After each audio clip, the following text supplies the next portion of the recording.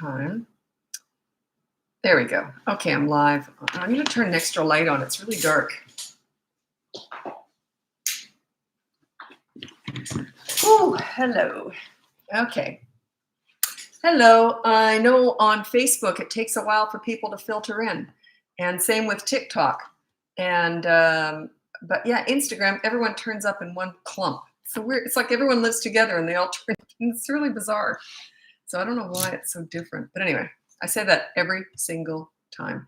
Thanks very much for congratulations. I'm a grandmother now, and it's amazing. It's just amazing to see your kid have a kid, And yeah, I could just gobble her up. Oh, she's so cute. Anyway, so I could just spend the whole day just talking about her. But anyway, this is about you and your parenting journey. So feel free to start asking questions anytime you want. I'm kind of out of it. I haven't done a live in 2 days. That's probably the longest I've gone in a very long time without doing a live. So it feels very weird. So anyway, feel free to ask me questions anytime you want. Goodness gracious. I've got a whole bunch of notes here I'd like to touch on too. So if you haven't got any questions yet, I'm going to talk about a few things that parents send me questions all the time. I only answer questions on here now or during coaching. And because I just can't, there's too many of them. So I wouldn't get to do anything else. I wouldn't even get to sleep if I answer all the questions. So one thing that I'm going to bring up, most of you have toddlers generally who turn up to my lives. So I'm going to talk about the toy rotation system. I think it's really important to teach your little toddlers and all kids, actually, I did this with pretty much all ages, is to have a toy rotation system in place. You put away about 90 to 95% of their toys, and then you rotate. You maybe bring 5 or 10 toys out each week or whatever, and you rotate them. And it helps them to focus, and it also keeps your home cleaner. And children, when they get overstimulated in chaos and clutter, they don't tend to focus on anything. And you think about classrooms, that's the way they run. They don't throw everything in the middle of the classroom at the start of the day and then pack it all up at the end. They don't throw everything in the middle of the class and say, have at it, right? They have scheduled things, and they teach children how to focus on one thing at a time. So I think a toy rotation system is imperative with children. Okay, I started the behavior board with 5-year-old twins and said, let's make mommy behave for playtime. Cute. Children, it can go either way. Some kids hate the behavior board because you are picking something that they don't want to stop doing. But the fact that they can punish you, the parents, they all love that. So yeah, good luck with that. Hope it goes really well for you. Okay. Yeah, as you probably know or may know, I'm a grandmother now. So that's where I've been for the last 2 days just being a grandmother. So it's just taken the wind out of me. I didn't expect it to be so emotional. I don't know why. Because yeah, I just thought, how can it even compare to parenting? It really doesn't, because I don't get to keep them. So it's very different. It's removed from parenting, but you love them as much, if that makes any sense. Okay. Struggling with my 3-year-old in bedtime. We have been doing the same routine since she was 1. Same time, same routine, but she won't stay in bed and she wakes up throughout the night. Thoughts? Okay, I do have a bedtime battles course. It's a whole system. So it's 2 parts, how to get them in bed and then how to keep them. Check out the link. All my courses are up there. The free behavior board, the mini toddler courses, which are bedtime battles, toddler tantrums, potty training, and aggressive toddlers who bite, kick, etc. Those are the 4 toddler courses. Then I also have the big boot camp course. That's from 3 to 12 years old. It's all about you, by the way. It teaches you how to be a leader. The toddler one's more about the kids because they don't kind of look up to a leader quite yet. They haven't quite got there yet. So the toddler ones are really about the kids. The 3 to 12-year-old course, that's about you, because that's when you're at the height of your leadership, 3 to 12 years old. When you're a leader, they want to please you. That's your power. And anyway, and then teenagers, I haven't got a course for that yet, but that's just coaching if you're interested in that. They're my favorite age, teenagers. I started my business. I specialized in teen crisis work. Loved it. Okay. This is from YouTube. It's from Foxtrotter5555. How do you handle being in conversations with family and friends who want to complain about how horrible their kids are, but you can't relate anymore? They want to complain about how horrible their kids are. I don't know. I don't think that that's specifically just about people who complain. I'm a very positive, upbeat person. I like to have fun. So I like to be positive. Generally, people who are super close to you, you might, sort of go down that road a little bit. But overall, I think complaining is, yeah, I would just try and change the subject. I don't think they're going to get it, by the way. When people are hell bent on complaining about their lives or their kids or anything else, it's a personality trait, and you can't really change other people's personality. All you can do is just not get on board with it and not complain yourself, so you're not feeding it. Sometimes they catch the hint with that. Like sometimes I'll say, "Oh, on a positive note, here's what I'm going through or what I was thinking about." Doesn't mean that their lives are any worse than mine or mine's any better. It's just that I'd rather focus on positive stuff. So sometimes, but yeah, if they're really hell bent on being complainers, not much you can do about that because you can't change other people. You can't change adults. Good luck with that. Any input of deep feeling kids, 5-year-old boy, also 5-year-old girl. How do you direct her to be more gentle on the, just a second, I'm trying to hit C more. I can't seem to get it to work right. Gentle on the way she talks. She's a strong personality. I don't know what you mean by strong personality and be gentle on the way she talks. I have no idea what you mean. Could mean a million different things. So she's not respectful towards other people's feelings? Is that what it is? I'm not too sure what you mean. And if you're going to put something on the behavior board, that's completely free, by the way. If you're going to put something on there, be extremely specific. You can't say don't hurt other people's feelings. That's ludicrous. It's like, how are you supposed to judge that, right? So you can say don't tease. You can say don't tease, and then you can put down, I will decide what that is. It's a little bit different from saying, because hurting other people's feelings is judging their feelings. Teasing is an action that they're doing, and they know what teasing is by the age of 5. But anyway, and then you say, I will determine what that is. Okay, I can't help you with the scab picking, Jasmine, because that's a habit. Like, it's not something I can. If I was working with you, I would potentially in coaching. I don't think that's a coaching thing, though. Like, you don't want to spend all the money on coaching just for scab picking. If you do, that's fine. But that's more of a, like, asking me to help with Tourette's or something. It's a personal habit. It's not something I can necessarily cure. But it depends on what it's caused by. I don't know. Behavior board is awesome, but our 5-year-old just doesn't seem to work with him. He's constantly getting 24-hour media blackouts. It's only been about a week, though, so we give it more time. We have only 2 simple things on the board. Morning routine to be done when you wake up, as they argued over it. Just getting them ready. And also, 2, being overly rude. Oh, being overly rude, hitting, spitting. No, you got 2 things on there? No. You got too much going on. I would just put no, follow school morning routine and then have that all written out very specifically. You got too much on there. Yeah, that's too much. So, or just say no hitting. You pick too much. Yeah, they're going to be in that media blackout forever. So you started too strong. Start small. You started too big.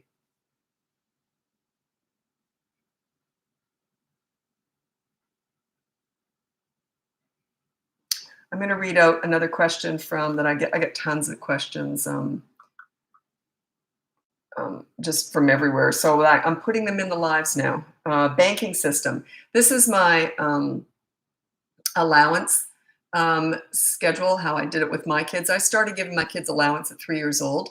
And what I did was I had like a book, and I called it Mom's Bank. And it was a treble 3 journal. So if you opened it up, it was actually a banking book. And it was a big, flimsy thing, but it was very big. And it had like a column for date, description, debit, credit balance. And what I would do was I would write their allowance in there every single week, which had nothing whatsoever to do with chores. Chores, you live here, you contribute. There's no way I would pay a kid for making their bed. I would not do it. If you had like a 12-year-old detailing your car, yeah, that's a special job I would pay them for, but not just for cleaning up after themselves. No way. Anyway, so it was called Mom's Bank. And what I would do is every single Saturday morning, I'd say, you don't get your allowance unless you come here when Mom's doing the banking. So anyway, I'd say, okay, I'm doing the banking. They'd come running, and I'd write down their allowance, and then I'd show them the balance, and I'd pay 10% on every $100. Only once, though. I'd only pay the interest on that same amount once. So anyway, they learned over the years how to save, how to spend, how to manage money, because they never got cash. Everything they got went into Mom's Bank. Anyway. And whenever they did want to spend money, it was up to me to decide whether or not they could. Like, they couldn't just say, hey, Mom, I'm going to go out and buy cigarettes, like at 5 years old. You know what I'm saying? Like, you're still the leader, but it's their money. Anyway, what this taught them was how to save, manage, and respect money. And when they did want to spend money, they'd come to me and say, I was thinking I'd like to buy this. And I'd say, well, your amount's going to go down by this much. It's going to take you this many more weeks to get interest again, or months even, to get more interest. And they'd often go, never mind. So yeah, it was a really good, and also through the teen years, I ended at 15. They had to go out and get a part-time job, and I cashed them out. Don't do what I did. I never put that money aside. I just wrote pen and paper for all those years, and they saved thousands of dollars. I'm a good saver. I had the money, but still, it hurt. They saved a lot of money, more than you would think. I'll tell clients in coaching how much. It's a lot of money. Anyway, and it's just another leadership skill, because you're opening up discussions every single week about money, and all sorts of stuff gets talked about. And how often do teenagers come running when you say anything? Oh, I'm doing mom's bank, and the teenagers would even come running. They want money, right? What I did, I think I paid half their age every week. I can't remember. It was so long ago now, but I think I paid half their age every week.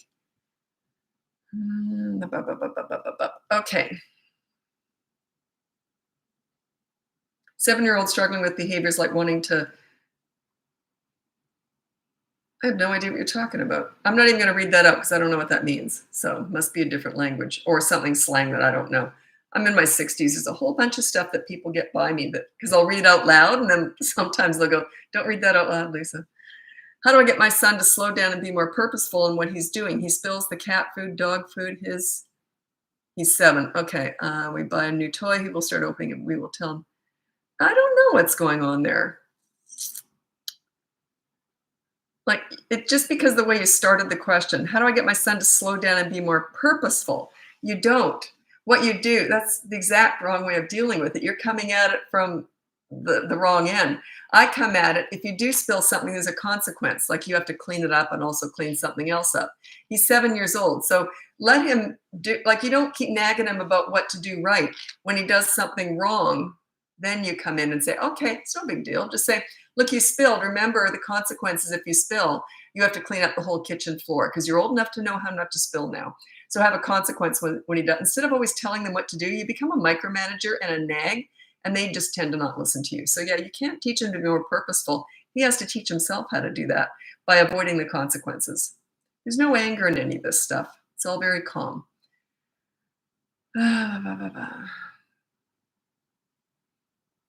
Okay, I don't want to discuss that, the 7-year-old who is having behavioral issues. You might want to hire me for that. There's stuff going on there that I don't know why he'd be doing that. So you might want to hire me. So check out the coaching if you're interested. It's not something I'm comfortable answering here on a live.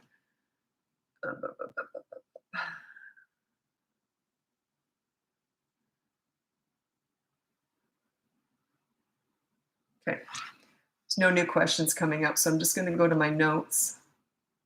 Got a million questions that come in all the time. I can't answer them, but I'll do it on the lives now. Someone asked me, is competitiveness healthy? Yes, and I'll tell you how you decipher. When I was growing up, my mom always used to say, you're such good sports. She always said that about my brother and I. I never understood why she kept saying that. She was very proud of the fact that we played to win, but we didn't care if we won. We were very, very good losers. Like we just didn't care if we won. I know that doesn't seem to make any sense. We play hard and we play to win, but we're not poor sports. We don't get upset if we don't win. Because my mother always said it's about how you play. She used to say it's better to play well and lose than to win just through luck. So she never emphasized the winning. She always emphasized in what a good sport you were and sportsmanship and how well you played. So yes, I think competitiveness is healthy. Being a poor sport, I think, is one of the ugliest things. My mother hated poor sports. She hated it. Everyone knows someone in the family who's a poor sport too. Yeah, we had one, and she couldn't stand it. Thought it was an ugly trait because they always want to win. It's a very narcissistic way to be. I should always be winning. It's very narcissistic, actually. Not all poor sports are narcissists, but a lot of that goes together. They think they deserve to be the winner all the time. It's interesting, but they're not always. Not all poor sports are narcissists, but a lot of narcissists are poor sports. By the way, the word narcissist is overused. I've only ever met one in my whole life that I knew of, and yeah, hit it very well. Never said, was not my ex-husband. People always think, why would I say that even if it was? I wouldn't do that. It's the father of my kids. But anyway, it wasn't him, but it was someone that I knew that was a narcissist, and it's a whole other level of something. So people overestimate. It just means they're selfish and inconsiderate usually. Narcissists are on a whole other level.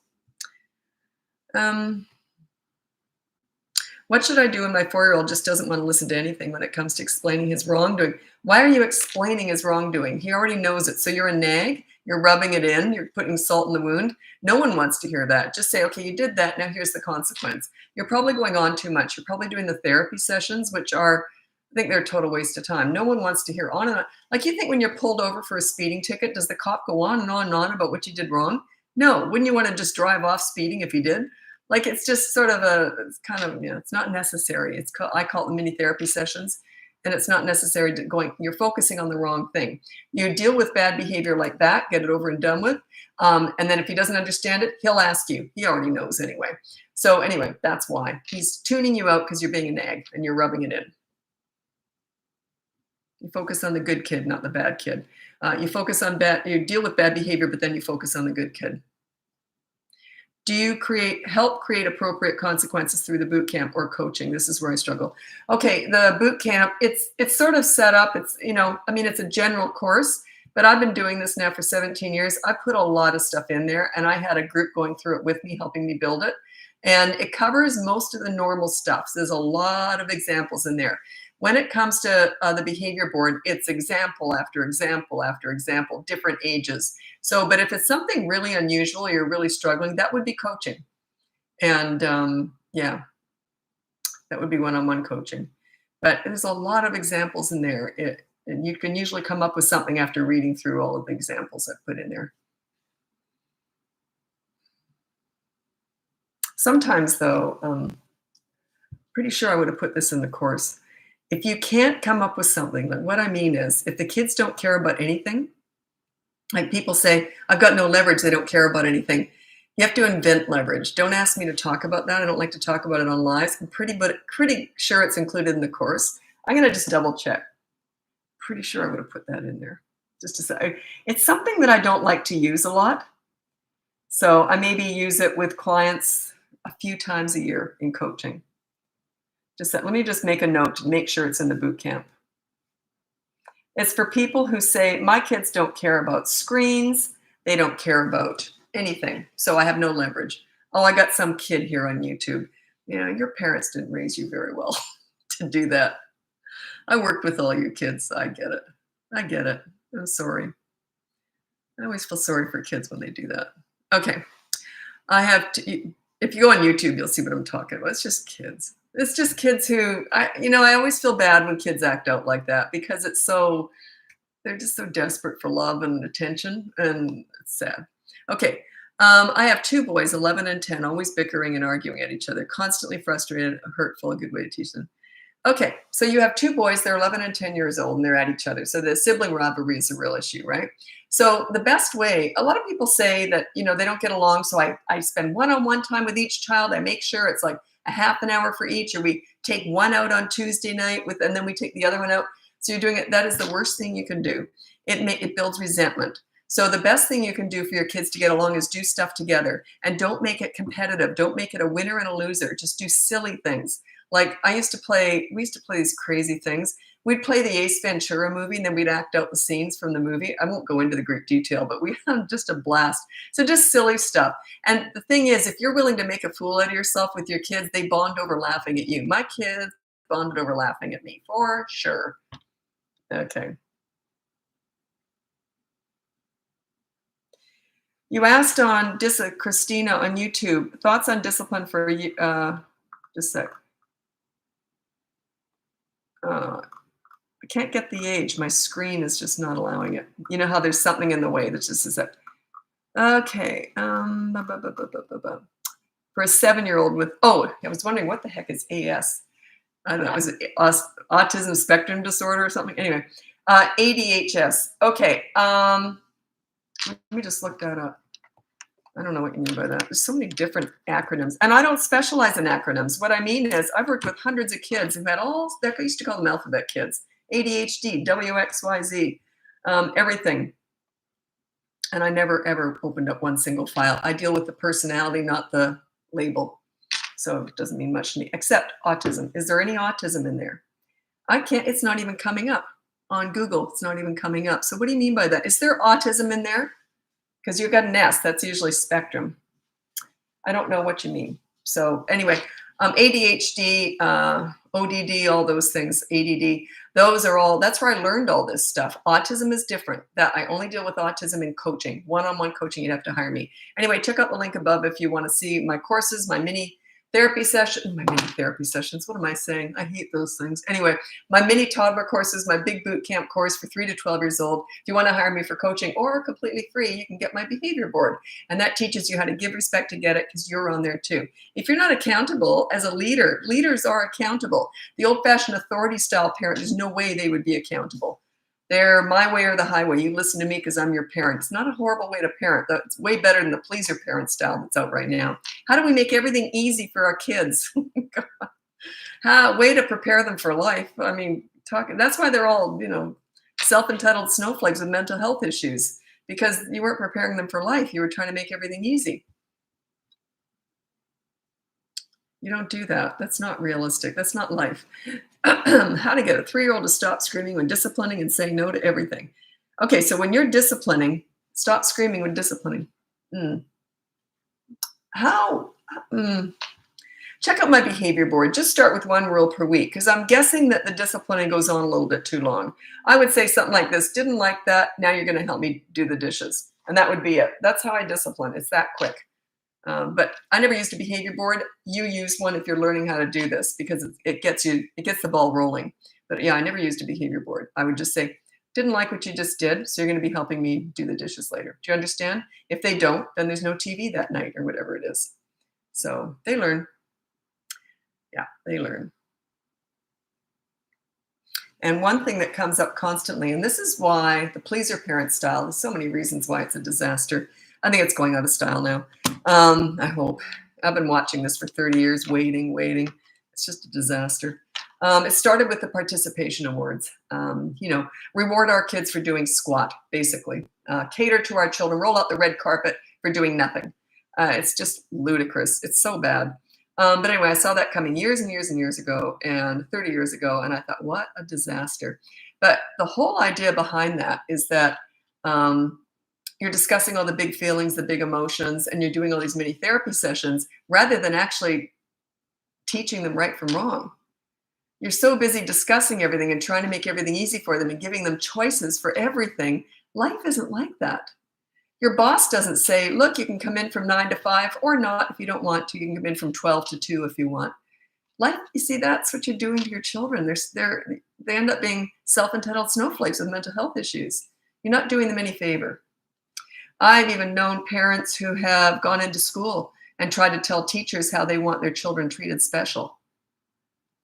Like, you're not doing your kids any favor. Quite the opposite. You're wrecking them. It's a disaster.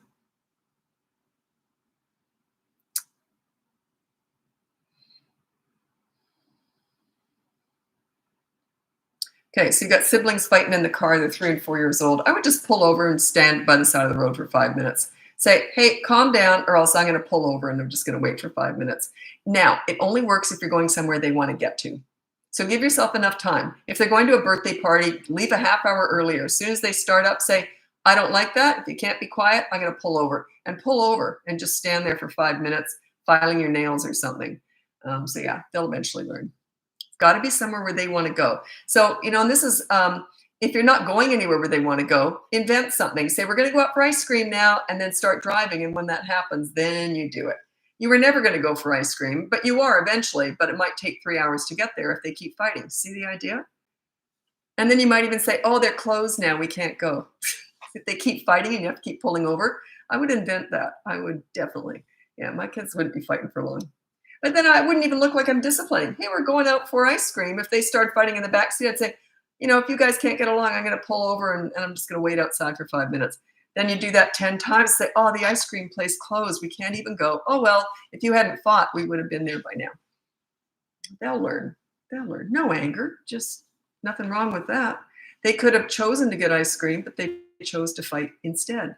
They will learn. Those are the hard lessons. You're preparing them for life when you do that.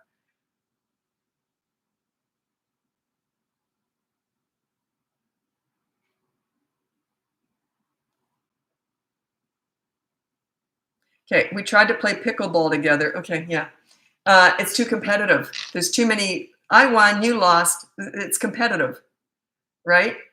It requires skill. Acting out Ace Ventura movies requires no skill. Believe me, we did it all the time. There was no skill. My son was great at it, but my daughter and I are horrible at it. So yeah, that requires it's competitive. Don't play anything competitive. You're asking for it. You're making things worse for sure. My 5-year-old girl grunts or scoffs when told no. Can I put that on? No, you can't put attitude on there. Don't not like what I do. That's what you're saying. No, just ignore it. If she grunts or whatever, just pretend you don't even hear it. There's no way I'd give that any attention. She's only doing it because it bothers you. If the kid did that with me, I would completely ignore it. Kids only do what works. She's 5. Past the age of 3.5 or 4, they only do what works. That says to me you've taught her to do that. That's why she's doing it, because it bothers you. Yeah, you can't put attitude on the behavior board. It would be like putting be happy on the behavior board. It's ridiculous. You can't put that on there. That's just a byproduct of your lack of leadership. Children's behavior from the age of 3 to 12 years old is a direct result of your parenting. That's when you're at the height of your leadership. You lead. She wouldn't act like that if you were a leader. Work on your leadership skills. Anyone can learn this. Remember, we're not fixing kids. We're fixing and teaching parents here. I don't teach kidding. I don't teach teenagering. I teach parenting. You lead, they will follow.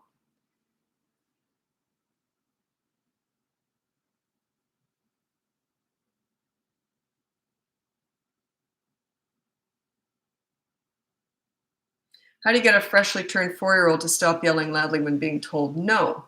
Um, it depends. If they're screaming, oh, now wait a minute here. Now, if you, because it's kind of going to sound like it's a bit of a contradiction to what I just said, but if they're absolutely screaming and you're out in public in a restaurant or something, I would probably take them out of there. So you say no to them. That says to me, for one thing, they don't respect you. I think that's a bit of a slow burn. They're going to keep doing that until you leave. So you work on your leadership and then they will get on board with that. But that's just a byproduct of them being in charge and you not being in charge. If you were a leader, there's no way they would act like that. No way. Because when you're a good leader, you're also fun. You're like friends with your kids too. They want to please you. And a kid who wants to please you would not act like that. They just don't. My kids would have been humiliated to act like that because I would have gone, are you kidding me? My mother, if I'd done anything like that, I swear to God, the look on my mother's face would have been like this. Are you kidding me with this? Like I would have gone, never mind. So yeah, leadership is where it's at. You lead, they will follow. Okay.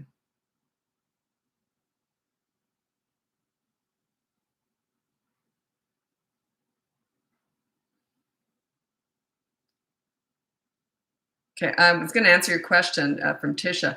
I don't know the age. And if you're going to put the age down, you have to put the whole question down again because I can't connect it all necessarily. Is he 2, 20? I need an age. Okay, just I have to scroll through because I missed a whole bunch. 3-year-old son goes pee when mad, so he's doing it on purpose. I don't know what's going on there. Does he have such a fit that he loses control of his bladder, or is he doing it on purpose? I don't know the difference. You never discipline when they pee their pants. You cannot discipline bodily functions. So yeah, I don't know what's going on there. If you want to hire me for that, if he's doing it because he's mad, you might want to hire me for that. That's a bit of a different thing because you can't discipline bodily function. You just can't. You don't want all the psychology behind it, but it's funny. I'm often hired by child psychologists because I couldn't do what they do, but parenting is different from what they do. They're institutional based, that they're learning, and I'm home based. So we have different skill levels, just not levels, but different skills. Anyway, and as soon as I say you can't discipline for bodily functions, they go, yeah, you're right. Like they get it right away. You can't. You just can't. It hits a different nerve. It can actually do some damage. Won't necessarily, but it could. Okay. Granddaughter, 4 years old, throws a fit when her parents come and pick her up. Yeah, that's transition. She just doesn't like it. She doesn't want to leave. So my son would have done that, maybe not at 4, but when he was younger. If he didn't want to leave somewhere, he would have a transition tantrum. That's what I call those. Actually, I should do a video on that. A transition tantrum. Just a sec. I don't know why I'm writing by hand. I have so many screens and keyboards and everything. I don't know why. Sometimes I just feel like using a pen. Okay, so there's nothing you can do about that. He's just going to have to learn. It's going to happen anyway. But it's his own brain processing that. He shouldn't still be doing that at 4. So the parents just need to work on their leadership skills, and that wouldn't happen. It still might happen a little bit, but it should be decreasing quite rapidly when they learn how to ignore a tantrum and still follow through. So you don't feed it. Feeding it is, it's okay, we'll go home, we'll do it. That's feeding it. I would just say, off we go, and I'd cart them off into the car screaming and kicking. I wouldn't be pulled into that at all. Okay. Oops, I gotta go. I gotta go to Instagram now. So thanks so much. If you want to join me over there, I'll be on Instagram. I'm also on YouTube the whole time. Thanks for joining me.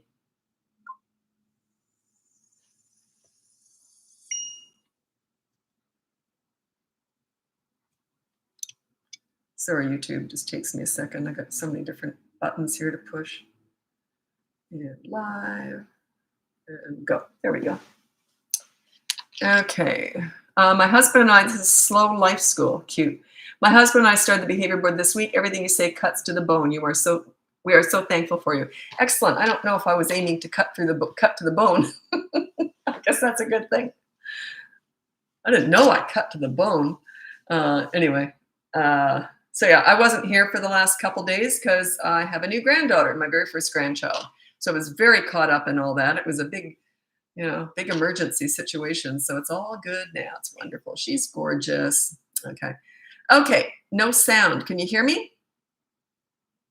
Can you hear me on Instagram? Someone said no sound. Well, you must have heard me because you're talking about that. Okay. Yeah. So I'm a grandmother now. So that's where I was the last 2 days. I missed Tuesday night scheduled live. That was when the baby was born, virtually when that was happening. And then also the next night I was supposed to do that, but that's when we went in to see the baby and all that. So yeah, the grandparent, that took over from everything. So, okay, good. You can hear me. Perfect. Okay. So parenting questions. How do you become a calm leader? That's on YouTube. Just keep watching. If you want to check out my link or my description, depending on what platform you're on, there's one link in there usually, but I don't know. I don't do my all this stuff. I don't understand it. Anyway, I mean, I'm the one who talks on it, but I'm not the one who manages it. Anyway, if you check on there, you'll see my free behavior board. That starts at the age of 3. And then also you'll see my mini toddler courses, my big boot camp course. That's from 3 to 12 years old.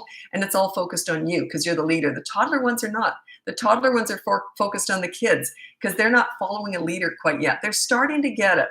But the 3 to 12-year-old, you're the same parent with a 3-year-old than you are with a 12-year-old. In that, you're at the height of your leadership. Teenagers, not so much. It shifts and changes. Neurodivergent. Okay. Here's the thing is this stuff is just about how to manage people and their feelings. Kids are no different from us. So when people ask me about all these different things, different diagnoses, I've worked with hundreds of kids and I was handed hundreds of different files and I never opened one. I never cared what their conditions or special needs were. It just didn't affect me at all. All I did was bond with them. I lead, they followed. That's just the way it is. The only exception to that would really be, aside from I used to work with a lot of disabled children too. That's very different. Mentally or physically disabled, that's different. Or autism. Autism is, they're all a little bit different. You got to find out what gets through to each child individually. But all the other stuff, it was all pretty much the same thing. Does your potty program use night pull-ups? Nope, not at all. It goes into it, why you don't. And accidents are to be expected. My son was potty trained in 1 day at 2.5. And no pull-ups during the day, no pull-ups during the night, nothing. And he never had one accident. 1 day. It was unreal. But I was already kind of a leader. So he kind of trusted me. Leadership is a lot about trust. They trust you. They kind of look to you for everything. Because a leader is you're someone that they look to. So I was already kind of a leader. So that's what made it easier for me. And I just lucked out too. 1 day. My daughter was 2 days though. 2 days with her. But there's tricks along the way how you do it. Like you don't just say good night, there's a few tricks. So anyway, okay, that's for the potty training course. There's no guarantees with any of this stuff. You know, I mean, I've been doing this, I've been working with kids for 52 years now, and they're all different. But the one thing that I think I was always really tuned into was reading children and what they need. And you know what they need more than anything? They need fun. That's their love language. I connected with kids, and I always used humor with teenagers and fun with kids, because that's their love language. If you're fun and you make them feel good about themselves by enjoying them in their world, they tend to want to please you. And with teenagers, they just don't want to disappoint you. So that was I used to call it my weapon of choice. People used to say, how do you do that? They're such difficult kids, and yet you manage to get respect. I said, well, my weapon is fun and humor. So connect with them. That's everything. If you're not connecting with your children, you're missing out. They're actually really quite fascinating. Congratulations on your newest edition. Thank you so much. I got a new granddaughter, my very first grandchild. Okay, so my 24-month-old started banging her head when she's frustrated in her crib. She'll scream. She speaks in full sense, so I don't think it's a language. No, by the way, a lot of people think that kids get upset because they feel misunderstood. They could give a crap if you understand them. They just want what they want, when they want, and how they want it. Could you imagine if they got could you imagine if they got chocolate? Do you think they'd be upset that you didn't understand what they were saying? You know what I'm saying? Like, they just want what they want. It doesn't matter if you understand them or not. They could give a crap. They just don't. They don't care. So anyway, it's not that. Anyway, if she's banging her head, that's something that you have to physically restrain her from. So every time it's when they hurt themselves, hurt someone else, or damage property, you have to physically restrain them. And you just say no, and you hold their hands or whatever. And with kids who bang their heads, I've often suggested this, and parents say they clue into this really quick. If they start banging their heads, there are foam helmets that you can buy. Check with your doctor or whatever. But anyway, evidently a lot of clients have done this. They bought these foam helmets, and they say the kids start to connect it. Oh, if I bang my head, I get that helmet on my head, and they don't like it. So yeah, it's just a suggestion. I'm currently pregnant with my rainbow baby due in June. Excellent. Congratulations. Yeah, babies are amazing. I was just holding my granddaughter yesterday, and it's I thought, such a stupid thing to think, but I thought, you know, you fall in love with them right away. I thought I could kill for her. You just get this overpowering protectiveness, just like with your own kids. You just love them instantly. It's not as good as with your own kids, because I didn't get to take her home. Someone else gets to do that. So I love mothering. It was the most fun I ever had. So yeah, it's not as good as having your own, because you know, they're just on loan when you're a grandparent. But I like taking them home. Anyway, I did try and take her out, but they caught me. Anyway,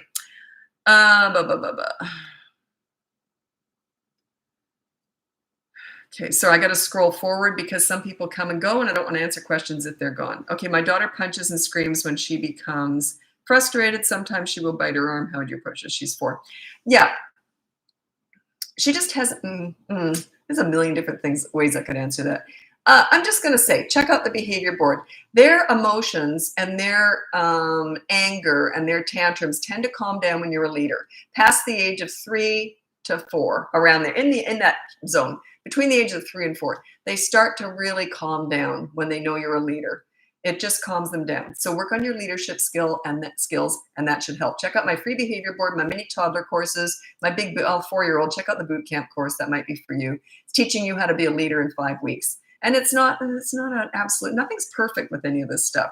You got to work on it, and everyone's different. But 5 weeks, I have paced that out with 17 years of experience. It took me ages to figure it out, but I paced it all out. But in 5 weeks, when you're doing this on your own without coaching, you're doing that on 5 weeks is a really good time frame. You can stretch it out by a week or two if you go away, or if you're really struggling.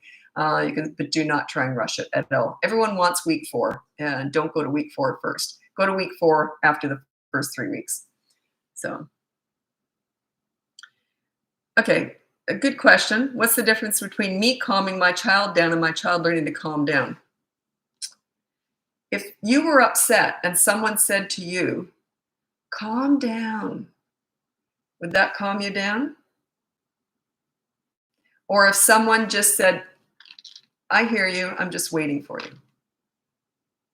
What would be the difference? I'm here for you. And they were just there. They didn't say anything, and they were calm. Wouldn't that calm you down more than say, calm down? Those mini therapy sessions trying to calm them down makes them worse. It's patronizing. It doesn't work. They have to learn to do it themselves. So if they know you're right there for them, but you're calm, you're ignoring it, you're just letting them work it out themselves. A tantrum, there's a start and a middle and an end. The middle is often the worst because it can go on the longest. But if you interrupt that pattern, if you try and have a mini therapy sessions, discuss, the only way to stop a tantrum is to give them what they want every single time. You don't want to do that. You're going to raise a monster, okay? So yeah, they have to learn to go through that process all by themselves. The key is you're right there. You're right there for them. So I always ignore the crazy, and as soon as they calm down, then I reward the calm. And they learn, you're right there. Okay. Have you ever worked with a neurodiverse parent with neurodiverse children? Oh, yes, I have. Yeah. There's some, every so often, it's rare, every few years, I'll get something I've never seen before. Last year, I did. I had something I'd never seen before, and the parents were great. They said, look, we've had all sorts of help and nothing's worked so far. And I just had to get really creative. We came up with some ideas. And but it was something I'd never seen before. So every so often, I'll come across something I haven't seen. It's quite rare. I've been doing this for so long now. And plus, I'm not brilliant. I'm experienced, and I've been studying kids for 52 years. I find them fascinating because we all started out that way. Because I love watching them form, because you learn a lot about yourself and how you formed by watching other kids form. They're quite fascinating, and they're complex, and yet they're simple at the same time. You know, their love language is fun. You need to spend time with them. You need to have fun with them. You need to enjoy them in their world. But they do desperately want you to be a leader, desperately. Every single troubled teen I've ever worked with has said to me, I wish my parents had been tougher on me growing up. Not now, but they identified that they didn't get enough love. Discipline is love. They didn't get enough love growing up. Their parents didn't love them enough to teach them right from wrong. And they feel that. They feel that they weren't as loved as they should have been. Isn't that interesting? Every single teenager, in different ways of saying it, but they've all said they didn't feel that their parents didn't love them enough to discipline them when they were growing up. Interesting, isn't it? You don't discipline teenagers, it's different. But yeah.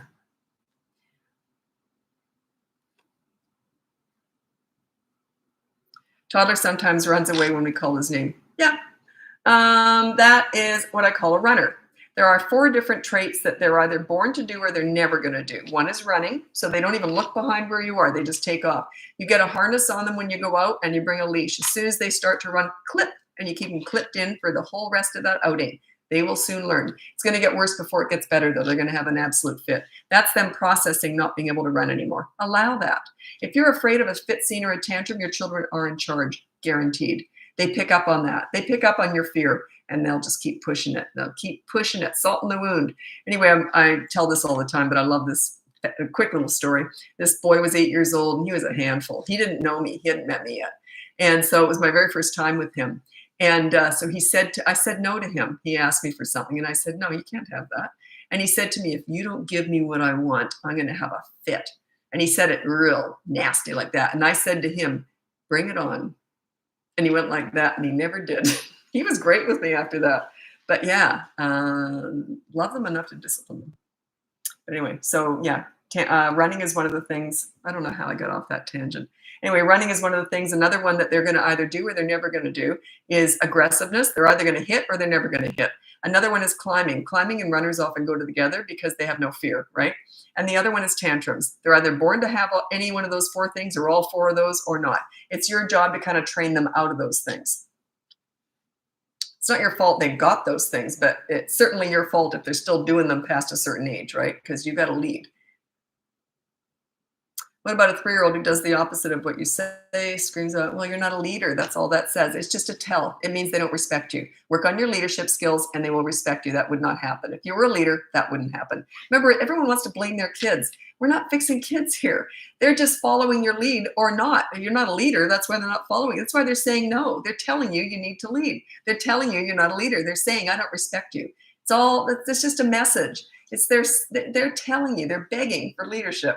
That's all it is here. Check out my link and you'll see my free behavior board starts at the age of 3. My mini toddler courses or my boot camp course also starts at the age of 3, or you can hire me for coaching. It's all about you. The only thing that isn't really about you as much as the toddler courses, because Leadership it's a slow burn in those first 3 years. They don't quite catch on yet. But you're starting to lead. Can you save this live? All of my lives are saved on YouTube. All of them. I've got dozens of them on there. I tried to listen to one once. Agony listening to yourself. I think I lasted about 30 seconds. Agony. I say the word crap a lot. That's just crap. I say that and I thought, geez, I'm annoying. Anyway, sorry. Sorry you have to listen to this. It's good information, but my voice, I just can't handle it. What type of consequences to use in place of media blackout for 3 to 5-year-old? Take something away from them that they like. It's usually a favorite toy. If they don't have any media, a lot of kids don't, so we have to come up with other stuff. Take away a favorite toy, but you never take away something comforting or soothing. Like you would never take away a favorite teddy that they sleep with. That's just mean. So it's something that they love playing with every single day. And when that's taken away from them, it's not like you're just sitting back looking at them, ha ha. You're interacting with them. Like if they've got media blackout, you do it with them. And then you say, do you want to play a game? Because we've got no media. I'm going to do it with you. It's not like you're going to go on your phone or your iPad like this while they've got no media. And you're going to go, oh, this is fascinating. You do it with them. And then you say, look, we've got no media. I'm doing it with you. Do you want to play a game? They'll usually say, no, I hate you. I hate you. Just go, fine, whatever. And then when they've calmed down, say, you ready for that game yet? You're always trying to connect with them. Use that no media time or no favorite toy time to do other things with them. Connect with them. What's your opinion on Montessori type of education? I don't have an opinion on that. That's like asking me about religion. I don't have an opinion on that. I think it's a personal choice. So I honestly have no opinion on it. How do you teach self-regulation? You just already answered your own question. It's self-regulation. You can't teach self-regulation. You lead and they will learn how to do it from your leadership. They have to teach themselves. That's the mini therapy sessions you're talking about. That's all that pleaser parent style. That's just garbage.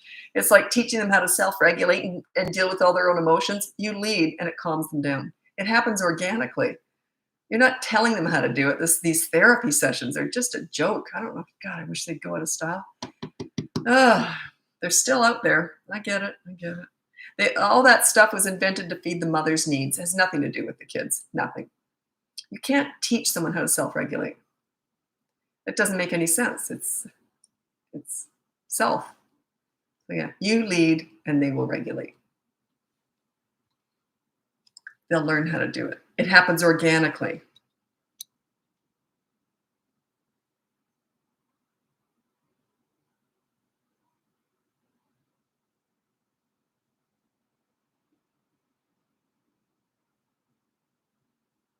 Well, I'm always kind of in an awkward position with this one.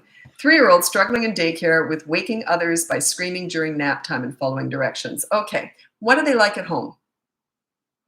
Because there's usually 3 reasons why that happens, although that's kind of young though.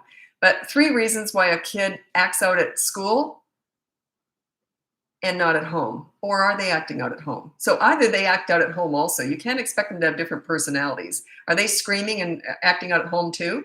Then it doesn't make any sense. They're going to be different at school. That's one thing. The other one is maybe something's happening that's upsetting them, which is usually rare. That's not usually what it is.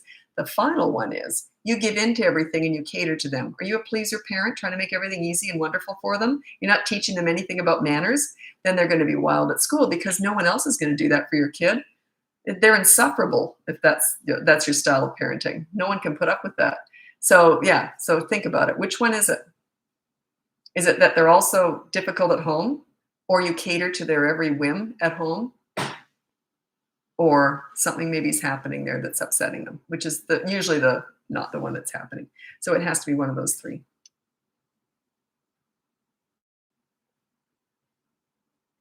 Well, 3-year-old looking at me when I say no, still doing it anyway. She's smiling and excited. Yeah. Okay.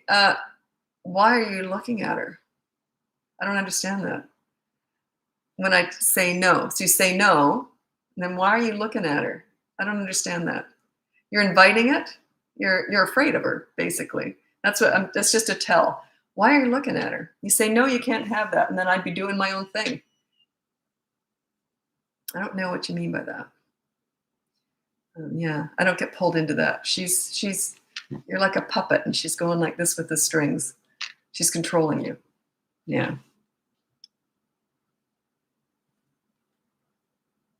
He's turning 3 in March, but he's pretty advanced per se. So should I start the board? Um, I don't know. I say it starts at 3. You could, if you want to, you could start it beforehand. That's your call. But I say it starts at 3 because all kids can start to understand the board at 3, and they don't understand words. I mean the letters usually but you do pictures and you explain it to them and keep it simple. You can try, but I'm not recommending that. I say 3.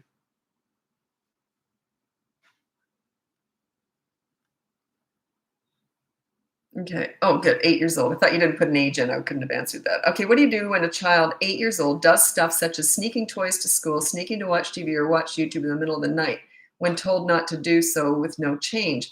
You're just not a leader. They're out of control. Oh gosh, wait till they're 15 years old. Yeah, you got to set yourself up as a leader. Remember that they're just following your lack of leadership. That's all it is. That's a tell for me. If they're doing that and they're 8 years old, they just don't respect you. So work on your leadership. You've got to earn that respect. You've got to work for it. It doesn't just happen. Everyone's very quick to blame their kids, and I never did. I've worked with hundreds of kids, and not once, not ever, did anyone say, "Here's an easy one, Lisa." They all went like this. Good luck with this one. I got all the difficult kids, all the ones that no one else could handle. Those are the kids that they handed to me. I managed to get good behavior out of all of them when they were with me. Why is that? Was it them or was it me? Was it them? They just decided to be good that day? Or was it me, my leadership? Think about it. You lead, they will follow. All children desperately need, crave, and want leadership. They do. It's an instinct. You're not doing it. That's why they're acting out. It's almost like they're begging for it. If you don't lead, they're going to be very vulnerable and very susceptible out there in the world. They're going to be very vulnerable to peer pressure, the Kardashians, the drug dealer on the corner, the internet bullies. They're going to be very vulnerable out there in the world. They desperately need your leadership. So check out my boot camp course. That might be perfect for you because it teaches you how to be a leader. So think about it. I've worked with hundreds of kids, troubled teenagers. I managed to get respect with all of them. Was it them or was it me? All those kids were challenging. All those kids were difficult to handle. I managed to get respect with them. Was it me or was it them? I just got them all on a good day, all those hundreds of kids.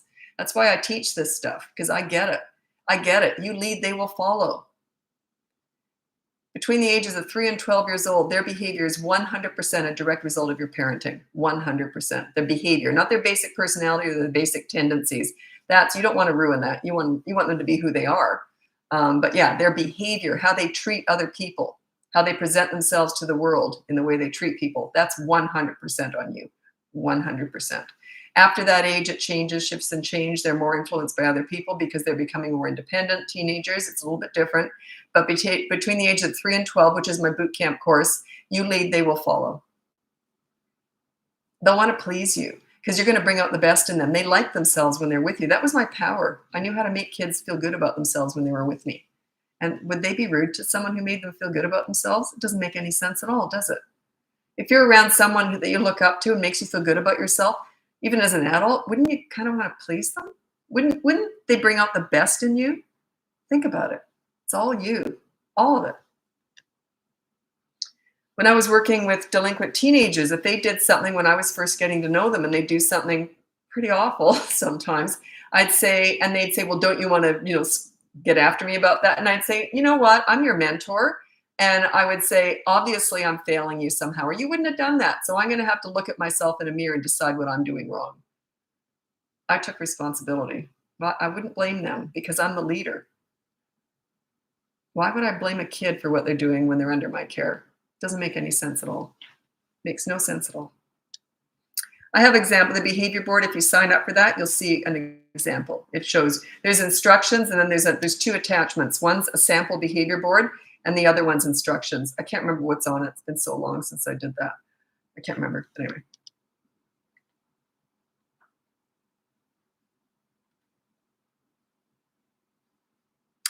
How to handle the protest when starting to become a leader. What do you mean the protest? Okay, media blackout for 24 hours starting now. Well, he's only 3. I don't know what you're going to do. Like, let's say it's media blackout that you have to resort to. And then the protest, I would just go, I might do that once. And then I'm just ignoring. And then as soon as they calm down, do you want to play a game? You're always trying to connect. But if they protest, so that's their process. Allow them to process that. Allow them to process the fact that you're taking charge. They're usually going to get worse before they get better. Everyone wants the rainbow, but I say, are you ready to go through the storm? Whenever someone hires me, they'll say, oh, I want that rainbow. I want all the happy family. I say, you're ready to go through the storm? Because you're going to have to do that to get there. Because you're going to have to undo what you were doing before. The kids are going to fight to get back the old you where they were getting their own way. So yeah, it usually gets worse before it gets better. Not in the first week always. The first week's often the honeymoon week. Then hell week is often the second week. But I can't pick it. I never know. Sometimes it's the other way around. So I don't know.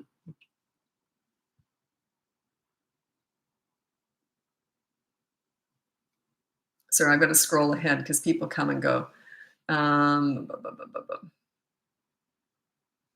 oh, this is so sweet. I'm going to read it out because you're kind of calling me a genius. You remind me so much of my own mother, who was a genius when it came to children. They were nine of us, and never a problem in the house or out for that fact. Yeah, same with my kids. Yeah.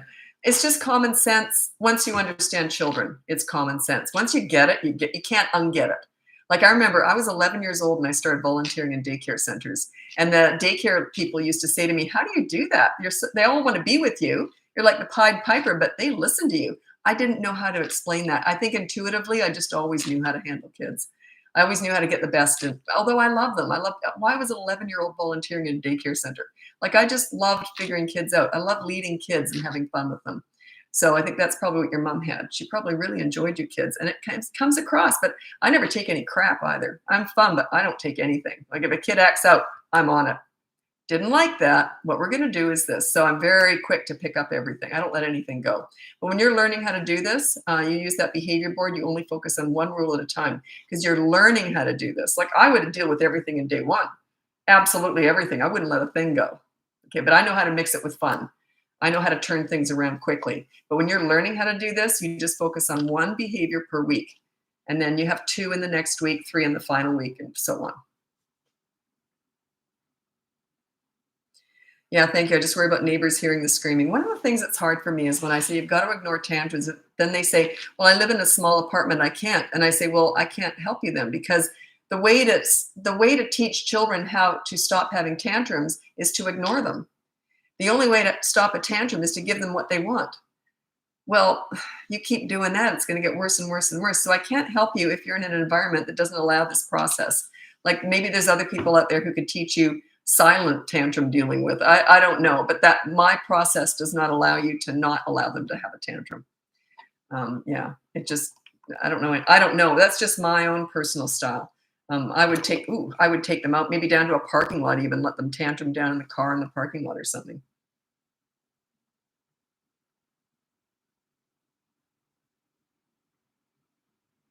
4-year-old refuses to wear a winter coat. Just a sec. Oh, shoot, I did something wrong. Yeah, I just got a message, sorry.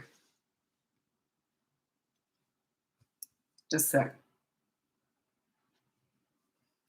Can't tell you what I did wrong. It's something I did stupid. It's a technical thing. That's why I don't manage my social media because I don't know what I'm doing. It has nothing to do with my business. It's something else I just I don't know what I'm doing on here. Okay.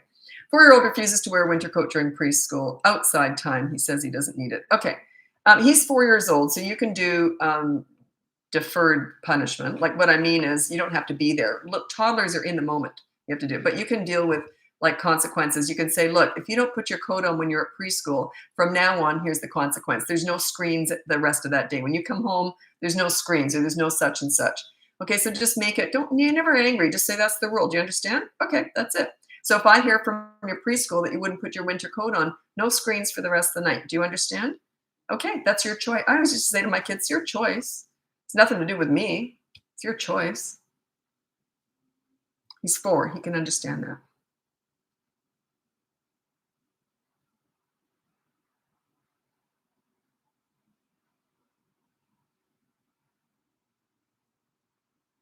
I'm going to read this out. Someone said, not because I want to toot my own horn, but it's a gift. It's a gift to be able to mentor that many children. Yes, but I'm really bad at a lot of things. This just happens to be my lane. I lucked out and I found my lane and I can actually run a business doing it. So this is just, I was always, you know what's funny is I was volunteering with children for 30 years before I started this business, more than that actually. So it was a passion too. It was something I was doing for free for so many years, decades. And then I turned it into a business. I'm not saying you have to invest 30 or 40 years into something before you start can earn money doing it, but yeah, it's I'm really bad at a lot of stuff. That's what I want to make a point. And a lot of people think, oh, you must be brilliant at so many things just because parenting's so hard for them. There's so many. You talk to me about bookkeeping, I'll probably soil myself. I hate doing any kind of spreadsheets or numbers. I just, even now I can feel I'm starting to sweat. I have a phobia about it. So you see, we all have something we're good at, and we all have stuff we're really bad at. I know last night we were at the hospital with our grandchild. My ex-husband and I were leaving together, and he's trying to explain to me the reason why we got lost the night before was because we went to that set of elevators, not this set. And I'm looking at him like, what are you talking about? I have no concept of where I am, directions or anything. And it was, why are you talking to me like this? As if I have a clue what you're talking about. So yeah, there's a whole bunch of stuff I'm really bad at. And then he thought that if he explained it better, maybe I'd get it. And I'm like this. So yeah, we all have something we're good at and lots of stuff we're not. So I want to make that very clear. Oh goodness. Oh, I got to answer this one. Should we, and then I got to go, shoot, I got to go over to TikTok. Should we ever remove a security blanket as a consequence? Never, never, never take away love. That is love and comfort. Never take that away. No, never. Okay, I got to go over to TikTok now. I'm 1 minute late. Thanks so much for joining me, and check out the link for my free behavior board, my mini toddler courses, my big boot camp course, or my coaching. Thanks for joining me. Bye now. Okay. TikTok.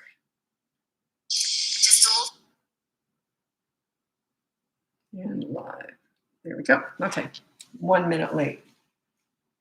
Or am I 30 seconds late? Oh no, I see what I did wrong. No, I'm exactly on time. Whew. Hello, Lisa. You got the same name. I'll bet I had the name longer than you did.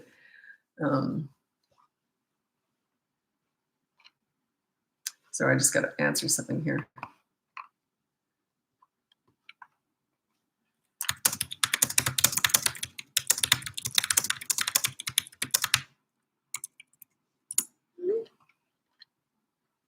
Okay. Let me see. Okay, so welcome to TikTok. I was not here. Thanks so much for the congratulations. I wasn't here the last 2 nights because I'm a grandmother now. I got a gorgeous little granddaughter. I could just gobble her up. I'll tell you, she's so freaking cute. Anyway, so that's all I've been thinking about. Even today, I've got grandmother head now. So I'm off in fairyland right now. I actually have her on my phone, and I just am at the gym. I go to the gym every morning, and I'm at the gym looking at her picture like this, just frozen, staring at her. Babies are amazing. That's just one more person to love, right? Anyway, okay, so let's get going with your questions. Okay, so I'm just getting messages from my daughter. You're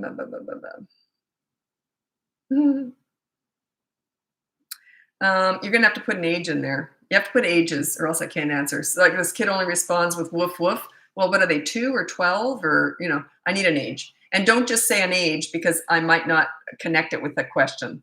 So, okay, sorry. I'm just gonna go through and look at, I get hundreds of questions every day across all my platforms. So what I'm doing now is I'm picking the best ones, or the ones that I think that would pertain to the most people. I'm answering them on the lives now. I keep forgetting to do this because it's kind of a new thing I'm doing. Someone said, what to do if I yell at my kids? Okay, I actually, on the behavior board, if they're 3 years old and over, you put down no yelling as your rule. It's actually on the behavior board, which is completely free. You can check that out. So your rule is always no yelling. If you yell, you put down no yelling. And so every time you yell, there's a consequence. If you yell, you have to play with them in their world, whatever they want, kid-led play, for 30 minutes or whatever. So that's what you do. If they're under that age, just pick them up, say you're sorry, and then just play with them. They're not going to understand when they're toddlers about the behavior board. It's too much for them. So, okay, my daughter will be 1 this month. She usually plays well alone during the day, but stopped recently. She's only 1. Well, thank your lucky stars. A lot of kids are Velcro and will never play alone, and that's very common. So yeah, I wouldn't worry too much about that right now. They're going to go through stage after stage after stage. So yeah, she's only one. Yeah. You know what'll happen? She'll be 13. She won't want anything to do with you. And you'll think, gee, I wish she was one again. And she wanted to be with me all the time. So, yeah, it's just a stage. She'll go through stage after stage after stage. I'm going to read out my top 5 tips for parenting toddlers. Number 1 is child-proof your home so you never have to say no. Number 2 is you set up a toy rotation system so they're never bored. I was doing it backwards. I got to switch it. I can't do it the other way. Nuts, eh? Okay, number 3 is when you want to connect with a toddler, you enter their world. You don't go to the nail salon. You go to the park and roll down the hill. They start to look at you differently. When you get good at entering their world, they just look at you differently. It's sort of the start of your leadership. So is number 4. Now, number 4. So it's number 4. Number 4 is you enter their world to discipline them too. They're not about words. They're not about these mini therapy sessions discussing all their big emotions and all that garbage. That's ridiculous. They're just toddlers. They're about actions. You use consistent corrective actions right in the moment. No words are useless. Just say no and then take action. And the reason you use the word no is it just shows that no, it's just the start of the action. And then number 5 is stop trying to figure them out. They're not figure-outable. They're brand new, fresh human beings. They've only been in the world for, let's say, 2 years. And the first year they were a potato laying on a mattress. How can they possibly have the concept of the world or anything? You're expecting way too much of them usually. You're trying to make sense out of them. They don't have any sense yet. They haven't formed it yet. I always call toddlers crazy. They're not so much crazy, they just haven't developed sanity yet. They're not there yet, okay? They can't reason. Some of them sort of can a little bit, come in. Sometimes they can. It can come in, and then the other times it goes out. They're just forming. They're brand new. They've got one marble and some tumbleweed in there. Cute as a button, but they're all feet, no brains. So it's usually your interpretation of them that's off. What are they doing? They're hitting their head on the coffee table. Yeah. Sometimes they'll do this and smear poop on the wall too. Like, yeah, they're going to do stuff, right? Same with teenagers. It's the expectations are out of whack with teenagers. That's another story. If you want to know, they're my favorite age. If you want to know about teenagers, ask away. It's my absolute favorite age. Oh, good. Any advice for a teenager that's rude? Okay. I'm going to read out, first of all, I'm going to read out my top 3 tips for parenting teenagers, okay? Number 1 is you listen to understand and show empathy. You don't listen to gather information to lecture with, or they're going to tune you out. When you get good at this, I call it silent listening. You get really good at this, they'll tell you everything, okay? If they want your advice, they're going to ask for it, though. They already know it. Number 2 is you negotiate pretty much everything. Hey, I want your dirty clothes in the hamper. What do you want from me? It's not a blanket statement, but it's an idea. I'm trying to plant that in a seed. So number 3 is don't sweat the small stuff. Save your energy for the big stuff with teenagers. You're probably expecting too much from them. If they're rude, you're probably pushing them too much, right? You're probably pointing out, why are you so rude? Good luck with that. Don't do that. And you're probably arguing with them if they're rude. Don't do that. Say, okay, I'll tell you what, let's talk about it later. You don't say, as soon as you calm down, we'll discuss it. Like you're so holier than thou. Just say, I'll tell you what, let's talk about it after dinner, okay? And then just walk away. So yeah, be careful with that. Once you understand a teenager, and it's a lot of, yes, I do, LOL. Yeah, okay. So you're after them. You're pointing out what they're doing wrong. Good luck with that. No one wants that. Can you imagine if you've got PMS and your husband says to you, oh, someone's got PMS? It's kind of like that. They'd probably run for the hills if they saw your face after that, right? You see what I mean? I'll tell you a funny story. I used to work for the telephone company here in BC, in Canada. And it was in the marketing department. A bunch of great young guys. They were all married with families, and I was like 18 years old, and they were all in their 30s. Funniest guys, because they were in marketing, they were sales, and Mr. Personalities. Anyway, so one day I said something a little bit cranky, like a little bit. I said, I'll get to it. I must have said something like that, and they said, someone's got PMS. You know what they did? They got a calendar and marked up Lisa's whole schedule. It was all made up, of course, and they made it all up. Every time I'd even look at them the wrong way, I might go like that, and they go, oh, check the calendar. So, God, they were funny. They were such a great group of guys, but yeah.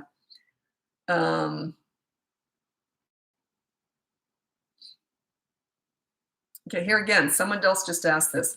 My 1-year-old's so attached to me. How do I get they're used to being without me? You don't. How do you? Okay. So they're babies until they're about 15 months old, in my mind. They're babies till they're 15 months old. They're toddlers at 16 to 35 months.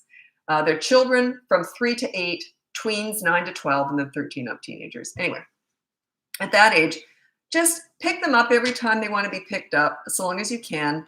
And if you really don't want them bothering you all the time and you got to get stuff done, just become really boring. Just like, okay, I'll read you a book and get real slow at it, but you might want to get them started with things. But it's just a stage. They're just going to be all over you. I just said to someone else, soon enough they'll be teenagers and won't want anything to do with you, and you'll just die thinking back to when they did. So yeah. Using the behavior board with my 5-year-old, is there a limit on consequences per day? Okay, so here's the thing. If you put down a rule, and then what this person's asking is there a limit to consequences? So the rule is no hitting. Maybe pick something that they're not doing constantly for one thing. So it might make it a little bit easier, but here's how you deal with it if they do. So let's say the rule is no hitting, and they hit, and then you say, okay, you have to wash a window. Well, they've washed all the windows in the house by the end of the day. Here's what I would do is I would say to them, if you know they're going to be hitting all day long, you say, no hitting, and there's going to be a consequence for that. We'll discuss it after dinner, okay? So the first consequence is always a positive action. If they're hitting all day, but after dinner, you say, I'll tell you what, you were hitting all day today, right? If they say no, say, anyway, this is what's going to happen. You don't get pulled into arguments at all. You just say, and you always go to the behavior board, say, we're going to skip that first window cleaning thing because you were hitting all day long. They might have cleaned a couple windows before you stopped doing it. And then say, we're going to go straight to media blackout now because you were hitting all day. And then say, do you understand? And then make it happen. Make it happen.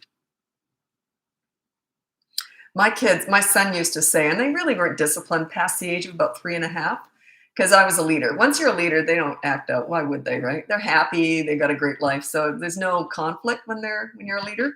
It's easy. Anyway, my son used to say, if my mom ever whispers, run. Because that's when I'm disciplining. I'd say, tell you what, I didn't like that. Here's what we're going to do. So like I hardly ever had to do it with my kids. But anyway, yeah. So there's never any anger. Discipline is very much just business. It's like a business transaction. No emotions. The rest of the time I was nuts. I used to chase my kids around the house with underpants on my head. I was the panty monster, I used to call myself. I had a friend over one day while I was doing the laundry. And when I emptied out the laundry onto the bed to sort it, my kids started running and screaming. And I was actually a neighbor, and she goes, "What's happening?" Because my kids were so easy kind, and they were all of a sudden screaming. And I said, and I looked at her funny, and I said, What do you mean?" And she goes, and I said, "Oh, I get it. As soon as I did the laundry, my kids were used to me shoving underpants on my head and chasing them around the house." The neighbor didn't know that. Gotta have fun. Fun, it gives you a lot of power, because my kids loved having a fun, goofy mom. And if they ever acted out, they knew I'd say, no fun for a minute now. Like, mom got real boring real fast. So yeah, they like fun mom. The redirecting she suggested actually works. Redirecting, you only redirect when they're really little, like about 15 months and under. So let's say they're having a tantrum and you ignore tantrums, but if they're still babies, or let's say they're just 2 and it's just gone out of control, I would redirect this way. I get their favorite book out and I would just read by myself to myself out loud. And I would go, oh, the fox jumped, ooh, and then what happened? Wow. Next thing you know, the plan is they'll come over and start, sitting in your lap, and that's all. Don't discuss tantrums before, during, or after. Makes you look weak. Don't do it. Don't acknowledge it in any way. Do you really want the psychology behind that? The basis is I ignore the crazy and reward the calm. Attention is reward. I don't give any attention to the crazy stuff. Bad behavior is different. But a tantrum is not bad behavior. A tantrum is a loss of control at not getting what they want, when they want, and how they want it.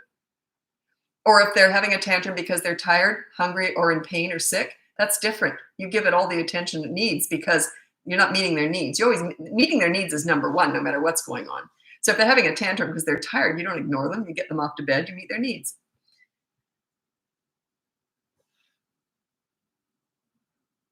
My daughter is 10. She started her period at 9. Yeah, they start younger than that often too now. Has tons of attitude and is rude. Acts like she hates me. Yeah, I don't know. Check out the boot camp course. If it's really next level, you might want to hire me for coaching, and we'll figure out what's going on. It's you. Like, you got to learn how to lead her. I'm suggesting you might give her the attention at the wrong time. You might call attention to her moods. You don't do that. Don't do that. Would be like your husband or wife saying to you, "Oh, are you in a mood?" Could you imagine? Like if you were upset with someone and I just can't stand it. "Oh, aren't you in a mood?" It's called an accelerator. Yeah, don't discuss that. There's no point. You never address attitude. What's the point? If you can come up with a point, let me know. If you can come up with a good point, let me know. Actually, a lot of my clients are child psychologists because we're just different skills, right? Parenting is home based, theirs is institution. I couldn't do their job, they struggle with parenting, just like everybody else. Actually, they might, in some ways, they have it easier, but it's still personal. It's personal. Anyway, whenever I say you never address attitude, they, not always, but usually they'll go, yeah, of course you don't. Like, why would you? Why would you address that? Can't think of one good reason. But why discuss all their big feelings and big emotions when they're mad and angry? Oh, big mistake. Or do we ignore when she starts doing it? I don't know what the first part of the question was. Oh, my 3-year-old has started saying angry no to any question when she's angry. Do we add bored? Oh, no, you don't add, you don't know. No, that's attitude.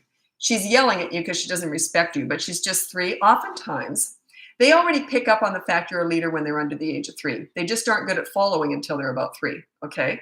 So my kids already knew I was a leader. That's why by the time they hit 3, piece of cake. They were self-disciplining. They did whatever I said. Like, it was just easy because they already knew I was a leader. And by 3, they can start to learn how to lead. Also, if you're on the other side of the coin, if you're not a leader, by the time they hit 3, they go, you're not a leader. I think I'll do it. So they find their power. They either find your power or they find their own. So think about that. At 3, they often find their power if you're not a leader. And they don't want it. They want a leader. They don't want to be the leader. They need you to be the leader. They're children.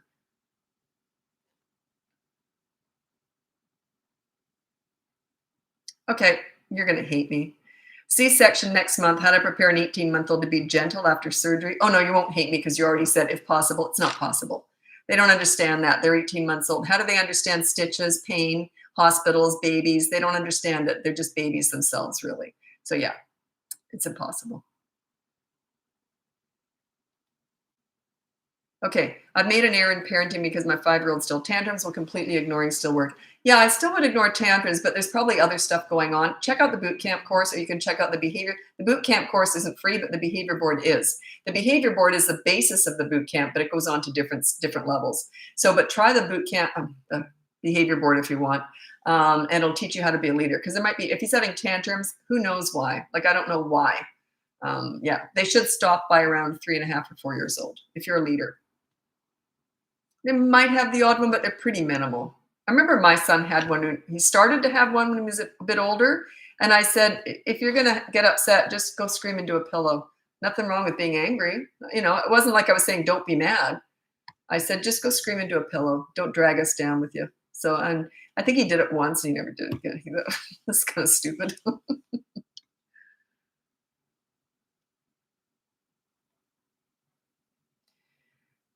Any tips on tummy time? I'm not qualified to really discuss that. That's tummy time for a baby? No. I don't know what they're saying now. I just had a grandchild. Now they're saying you don't tuck their arms in when they sleep or something, and also you don't put gloves on them because they could choke on them. I mean, every single day they're coming up with new stuff. So I'm not qualified to recommend anything like that. Tummy time, I don't know how much. I don't even know if they're supposed to do it anymore. I mean, we did everything wrong, evidently, with our kids. I think back when my kids were born, no, when my son was born, it was sleep on the side. So I always had him propped up on either side with rolled up towels to make sure he slept on his side. When my daughter was born, they had to sleep on their back. Like it changes all the time, right? So yeah. The thing is, if they keep changing the advice, they really don't know, right? They would have found out the definitive answer by now. Not to say that they don't have some good ideas, but they're not sure. If they keep changing their advice,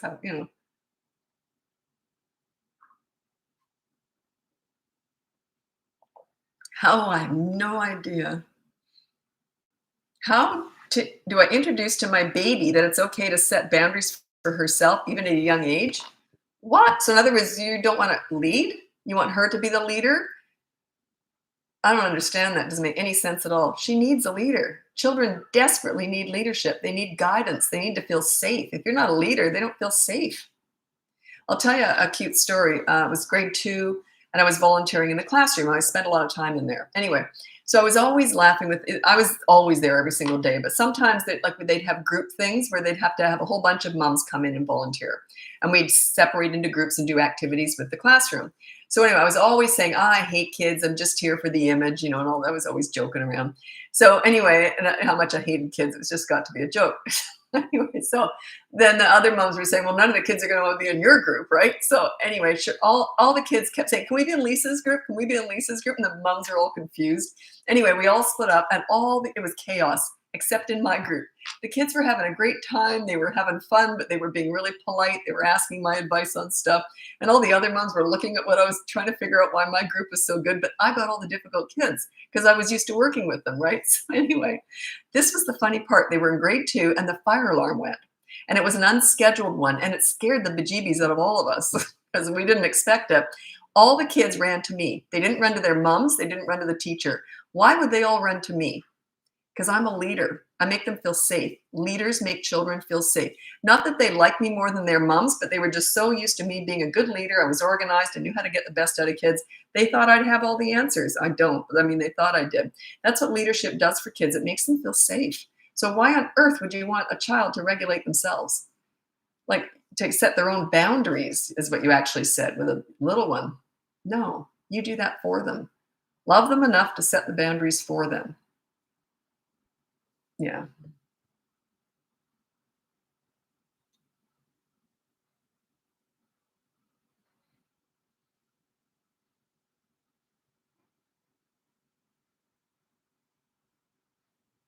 My son refused to sleep on his back, so we had to make him sleep on his stomach. Yeah, there's all these rules and regulations, and I'm not for or against any of them. I just don't think anyone knows what the answer is for sure. If they did, they would tell us, like for sure. They'd all agree. Whenever you hear a whole bunch of different people arguing things, you know what that says? Nobody knows. It's like religion. Nobody really knows. They've all got their own beliefs and their own. There's nothing wrong with that, but they're all. When they start arguing, I'm thinking, don't you see what? It makes you look like none of you know. Like if all these hugely intelligent people can't all decide on one thing, then they're all kind of guessing at some point. There's a lot of that in life. And I'm not set in my ways. Like in a lot of ways, I always say this. I say, absolutely, this is what I believe, and that's it. And someone will say something and go, oh, maybe I'm wrong. Maybe that is the way. I'm very easily influenced because I don't think that anyone knows everything. I'm not ignorant enough to think I know everything. Like what I mean is my ideas, my beliefs, it might be wrong because they're just beliefs, right?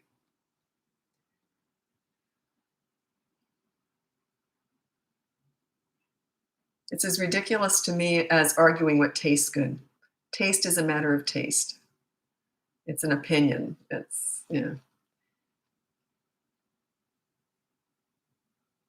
Okay. Is it okay to take my teenager's phone away when she's not listening? My gut reaction is absolutely not.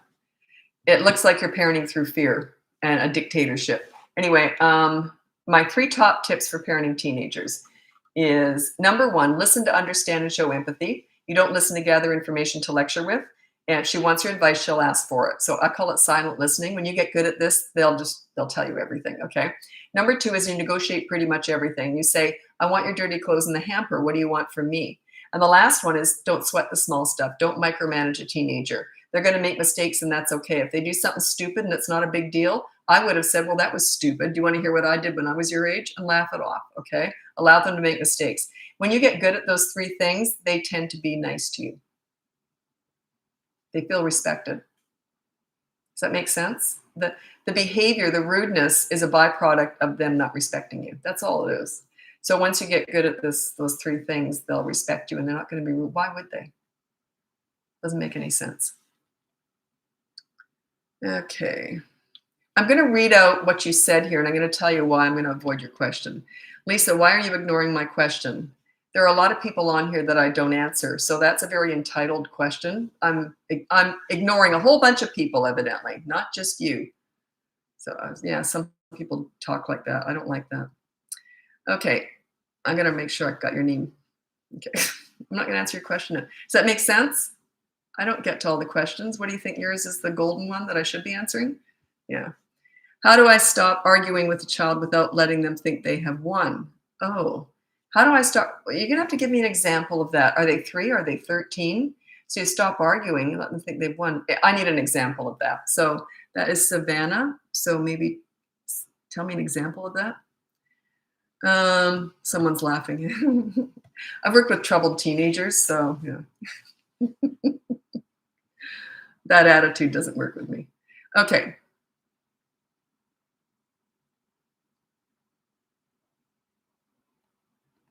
okay. This is an interesting point, and I'm gonna make a comment on it. Someone I can't read out the name. I was raised by a military drill sergeant parent. My goal is not to raise my boy like that. Okay, that's the authority style parenting. It's old fashioned, still out there a lot, but it started like a long time ago. That's the most old kind of parenting style. My way or the highway. I know better than you do. You do what I say and nothing else. Anyway, that's the old fashioned. It's not a bad way to parent. In that you tend to get good results. You tend to raise hardworking, independent adults. They rebel during the teen years, though, often. Not always, but often they rebel during the teen years, so they can go astray that way. The pleaser parent style, total disaster. They rebel, they never look up to you, and they come out self entitled snowflakes with mental health issues because you're always trying to please them, right? Oh, if I can make everything easy for you, then will you like me? It's all that. And they treat you like a dish rag. They wipe their feet all over you. It's a total disaster. So that's the newfangled way. I think it's going out now. That started coming in 30 years ago with participation awards. Stupidest thing I ever heard of. It's not the stupidest, but it's one of them. Anyway, so that came in 30 years ago. And the old fashioned authority style parent raises way better adults. It just does. And they end up appreciating the parents and all they did for them. But it can go overboard, and then they can end up resenting them and hating them too. So when it goes overboard, when anything goes overboard, it's not good. Anyway, I don't do either one of those. I do the leadership parenting. It's you give respect to get it, and you want to be friends with your kids. I kind of lead with fun and with humor. But yeah, but the old-fashioned authority, it's not a bad way to parent. It's a lot better than the pleaser parent style. I'll tell you that much. Out of control. That's why teachers are quitting right, left, and center because the behavior is such an issue. And the kids are horribly behaved, and then they blame the school. Parenting is home-based. Your children's behavior is your responsibility, not the school's. When my kids both started grade 1, I said to the teacher, if my kids ever step a toe out of line, never discipline them. That's my job. Call me and I'll come and do it. Like, I didn't want to bother the teachers with that. They never called me, of course, but yeah, and they love me. They're like, wow, a parent who actually takes responsibility for a kid's behavior. So yeah, they're your responsibility, not the school's. So many wonderful teachers are quitting right, left, and center, and it's just so sad. It's because of the behavior. It's not because of the teaching. It's because of the behavior and the demands of the parents. They're having to teach children manners now. How stupid is that? Schools have to teach your child how to behave. Is that the most ignorant thing you ever heard? But it's expected nowadays because parents don't want to do it. It's horrible. Just horrible.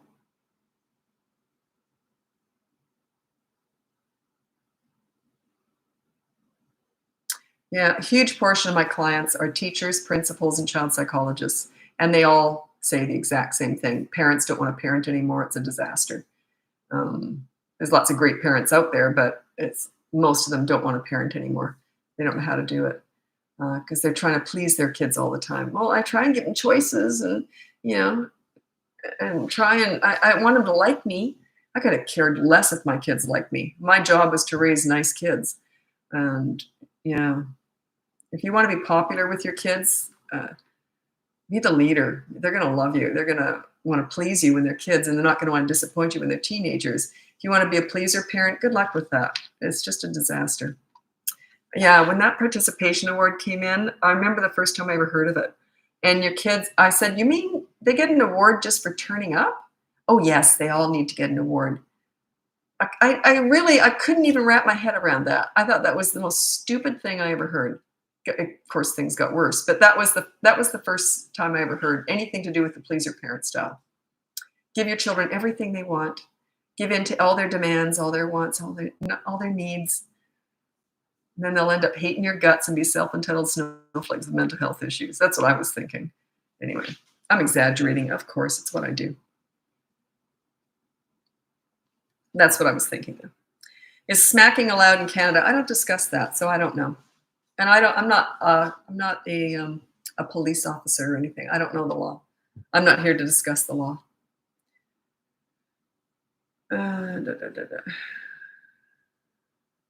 Okay, how do you respond to a 6-year-old who thinks people hate him? Well, I don't know the history. I don't know the. I need information around that. Um, has he got reason to be? Is he nice? Is he treat people well? I don't know. Does he think that he's boring, or is it because he's mean, or is he just in his own figment of his imagination? Has he got any friends? If he does, how does he treat them? What's your relationship like with him? I don't know. If you want my help with that, you'd have to hire me because I need to assess it before I could even begin to think why that would happen. Could be a lot of different things.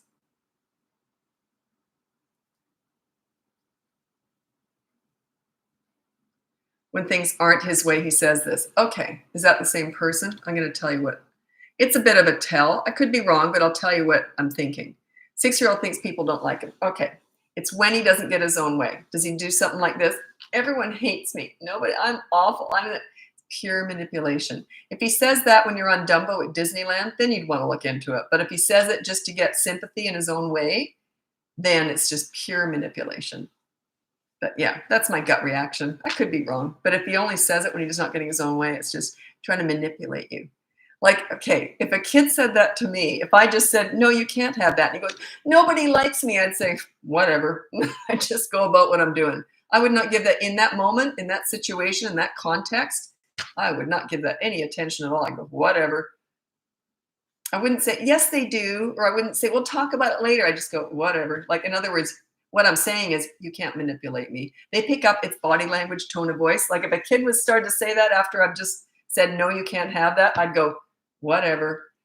And it's a tone of voice. And then if he keeps at me, I just go, and just walk away doing my chores as if he hadn't even said anything. So it's a tell. It's extremely common. And it means you're a pleaser. So yeah, you don't want to do that. Okay. Okay, I got to get going now. I've been on here for 30. I've actually been on all three platforms now. I started out with Facebook, then went to Instagram, and then I'm on TikTok, 30 minutes each. So I've been talking for an hour and a half. And I'm also, it's on, all my lives are saved on YouTube. I'm on YouTube the whole time I'm on all these other platforms. So it must be an easier way of saying that. I'm not very good at it. So anyway, so yeah, if you want to see the live, it's on YouTube. That's where they're all saved. And I'm a grandmother now, so I'm in a whole different realm. I'm officially old now, which is actually, I'm quite old for a grandmother. A lot of my friends had grandkids in their 50s, and I'm in my 60s. So, but yeah, so I'm a grandmother now, and which is kind of fun because, and I'll never discuss, you know what I mean? I'll keep things really general and protect their privacy and all that. But it'll be kind of fun for me watching, my grandchildren growing. You know what I mean? Like, while I'm talking to you about toddlers, I'll actually have a toddler in my life, whereas my kids haven't been toddlers for years. Anyway. Yeah, well, I'm 63 years old, and I love my age. I hated my 50s.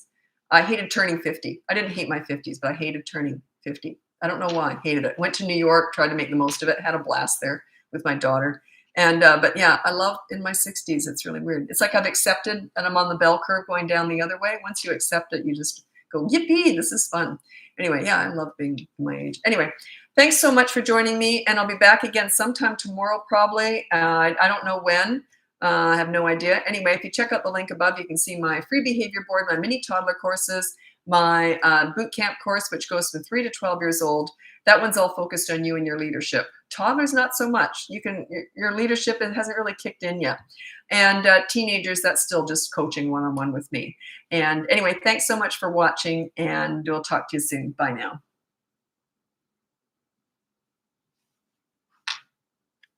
Bye, YouTube.